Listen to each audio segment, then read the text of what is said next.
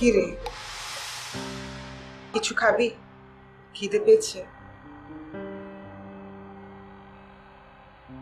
সকালে তো নাস্তাও করিস নি। বাইরে কিছু খেয়েছিলি?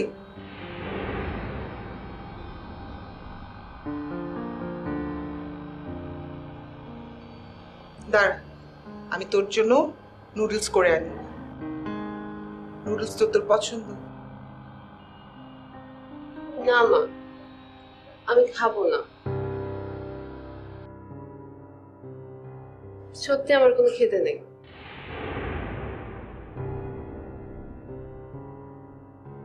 সজীব ছেলেটা ভালো, আমি জানি। শুধু ভালোই না, সাহসী। সেদিন যে ঘটনা ঘটেছিল সেটাতে কিন্তু তোর দোষও কোনো অংশে কম না, বরং তোরই বেশি দোষ ছিল। তারপরে দেখ, ছেলেটা নিজের ভুল বুঝতে পেরে ক্ষমা চাইতে এসছে। সাহসী না হলে এটা সম্ভব হতো না। কিন্তু তারপরও আব্বু কি খারাপ ব্যবহারটাই না করলো ওর সাথে, একটা কথাও শুনতে চাইলো না। আচ্ছা, আব্বুর কি এত খারাপ ব্যবহার করা ঠিক হয়েছে ওর সাথে, বলো তো মা? ঠিক বেঠিক আমি বলতে পারবো, তবে তোর বাবা আজকে যে আচরণটা করেছে সেটা কেন করেছে এখন তুই বুঝতে পারবি।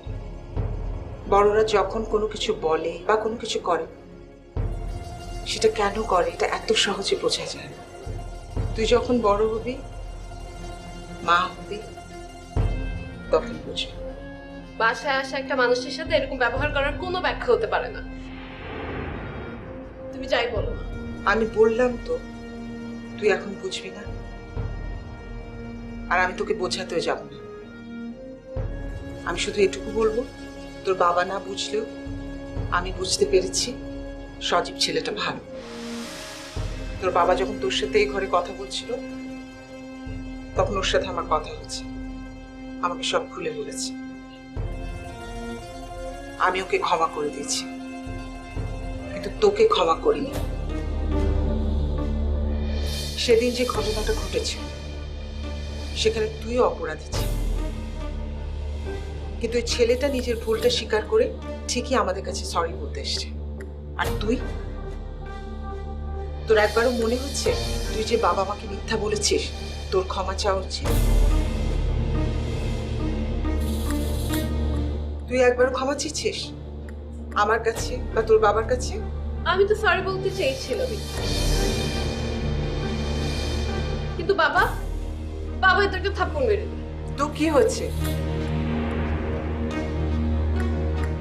না হয় তোর বাবা রাগের মাথায় তোর গায়ে হাত দিয়েছে, তাতে কি হয়েছে? বড়রা তো শাসন করতেই পারে, বকতেই পারে। আর সেদিন যে তুই সরি বলেছিস সেটা তো তুই ভয় বলেছিস, অপরাধ বোধ থেকেও না, অনুশোচনা থেকেও না, আর ভুল বুঝতে পেরেও না। তোর ওই ব্যবহারে তোর বাবা কত কষ্ট পেয়েছে তুই সেটা জানিস? আমি যখন রান্না করতে যাই আমার সব সময় মনে হয় তারই কোনটা পছন্দ করে সেটা রান্না করি।